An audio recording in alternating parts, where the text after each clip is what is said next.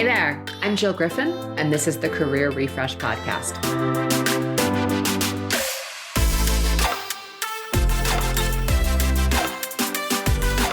I'm a former media and marketing executive turned career strategist and strengths coach. I spent my career working my way up and through the ranks of global organizations and startups. And today, I show others how to do the same. Join me each week as we discuss the strategies to leverage your strengths, increase your confidence and visibility, and reset your career with actionable steps towards a finer future. Ready? Let's do it.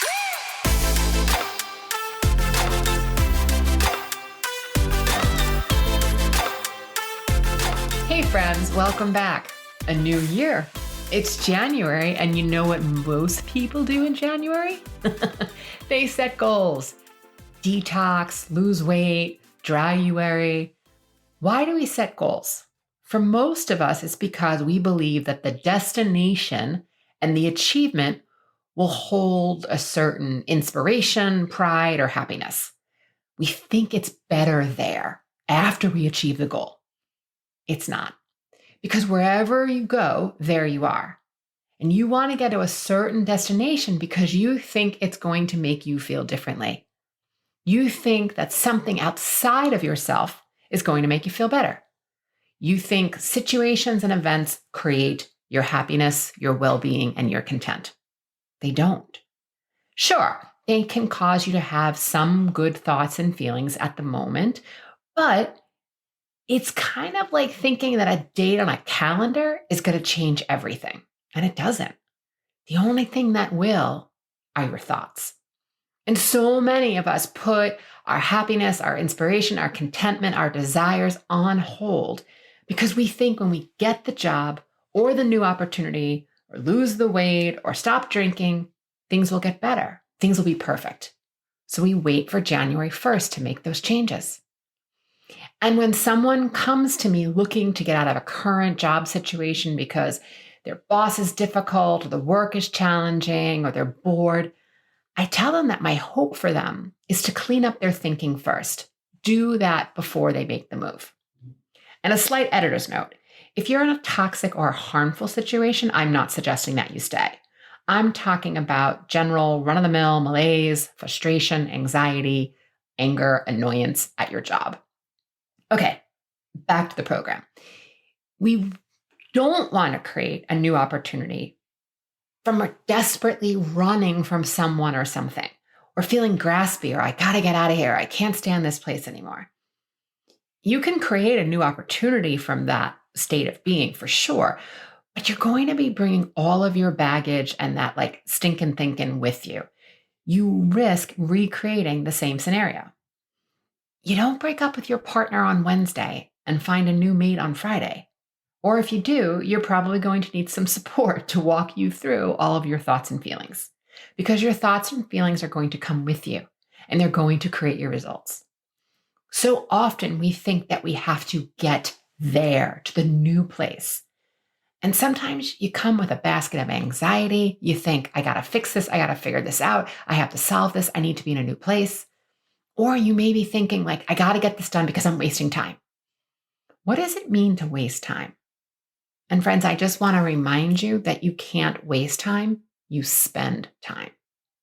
We believe that we have to be productive all the time. And that if you're not productive, you are worth less because you're not getting there fast enough. And so many of us are culturally trained, maybe even from our family of origin, that we have to get there. We have to strive. We are trained to focus on what's new, what's next, what's now. Always moving, always striving. Ambition? Yes, absolutely. But strive, force, hustle, control, that's old school thinking, and it's going to show up in your results. That striving and looking forward in that energy means you're never present. So often we are always in the search, but we never let our brains receive the reward of what we have achieved along the way. And this creates more stress and anxiety because you're always working and never recognizing your achievements. Even the baby wins, those small achievements are so important in order to create the the reward cycle, right? Your brain is always in the search. That's the anticipation, the dopamine, and it needs to know that you got the thing in order to settle down, or you push yourself into numbing out. And whether that's food, alcohol, shopping, behaviors, overworking, overthinking, you're in avoidance if you're never getting it because you need to solve for getting that reward. And when you do this and not being present simply means that you're falling into the illusion that getting there is better than where you are now. And for years, it was so hard to wrap my head around this, but hear me out. We want to achieve because of how it makes us feel. The pride, the sense of accomplishment, confidence, certainty, joy, and happiness all come from what's going on in your mind. Those feelings all come from your thoughts. All feelings come from your thoughts. Those feelings can be created now. I can shift my thoughts and get there now. I can have a hard day and feel anxious, and then I can think of someone I love and feel joy. That is the simple shift that I'm talking about. It takes practice, but it's possible. I can acknowledge that I'm feeling anxious. I can then choose to bring up a memory that makes me feel love and joy, and then I can take action from that new place. If I'm taking action from hard, stressed, and anxious, I'm going to create more hard, stress, and anxious in my life. I get to choose now how I want to think. And you may be saying that you need to find your next career move, that it'll change, like a change of your surroundings is what's needed. And if you are prone to lack of confidence, like fear of uncertainty, anxiousness, negative thinking, all conditioned by the struggle and the hustle and your efforts trying to get there, then I suggest you find things to enjoy and appreciate about your current job and situation first. That will help you be more at ease on your search, and you'll be able to think clearly. You'll be able to check your gut and make decisions from a place of knowing versus escapism. You can begin to think, well, what are the results I want to create versus I got to get out of here. There is no significance to a date on the calendar or January 1st thinking beyond what you make it mean. It's a false belief that the strike of a clock is a new day, new year, starting a new job, everything's going to change. And it won't change without a focused thought and a plan of action. If the idea of a new day or a new year brings you the motivation to rethink your approach, investigate your thoughts, create a new vision, and set smaller goals along the way, right? Because those smaller goals is what gets you to your vision, then definitely go with it. Run with that momentum. But if at some point you find that your resolve fades after only a few days, you're totally normal. Welcome to the human experience. I have a plan for you. First, you need to understand why your resolve fades. And here are 4 reasons that you usually find that people's resolve fades. 1, is you didn't have a specific plan. You were kind of in like the end result, but you were coming at it again through maybe anxiousness or some sort of fear, and you weren't really specific on what needed to get done. Or you had so many things that you wanted to change that you stayed global and you lacked focus. You may not have built the mindset for strategy, and you didn't think about the obstacles along the way that you might need to work through.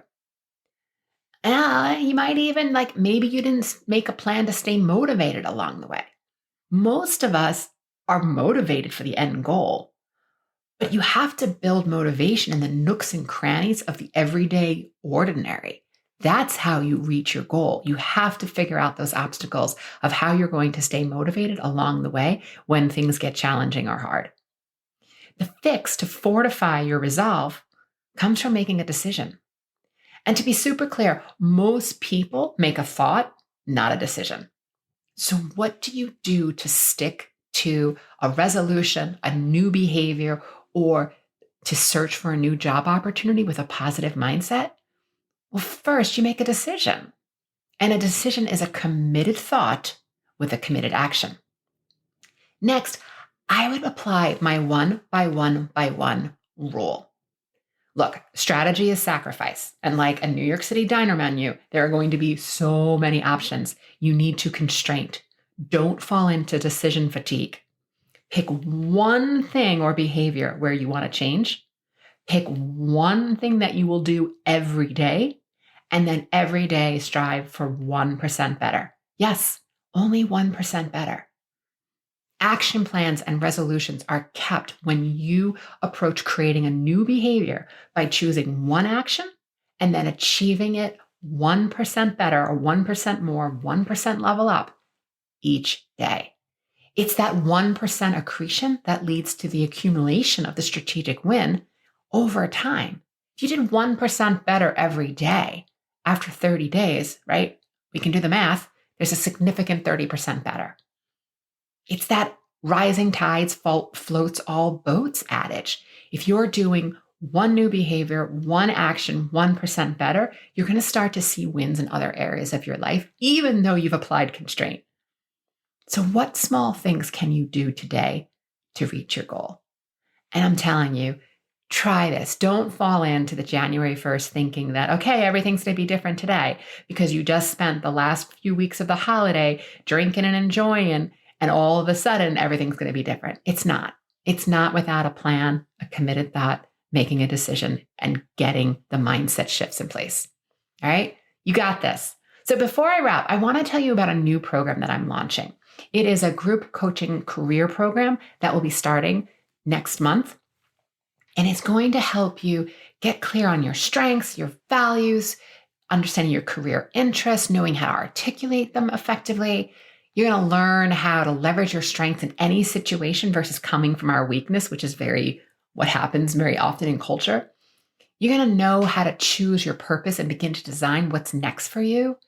You're going to have keywords and key phrases to describe yourself effectively and with certainty. And you're going to know how to use mindset and feelings to create what you want in your life and accomplish your goals. You're going to know how to approach new opportunities. And your overall career well-being is going to improve and uplift all areas of your life. I'm going to put the link to get on the list for more information in the show notes, okay? All right, my friends, have a great week, and I'll see you next time. Thanks for listening to the Career Refresh podcast. If you're enjoying this podcast and you want more career and mindset tips, get on my email list by going to jillgriffincoaching.com. I'll also put that link in the show notes. But before you go, please rate and review this podcast as it helps me get the word out to people everywhere so they can also thrive in the workplace. I'll see you next time.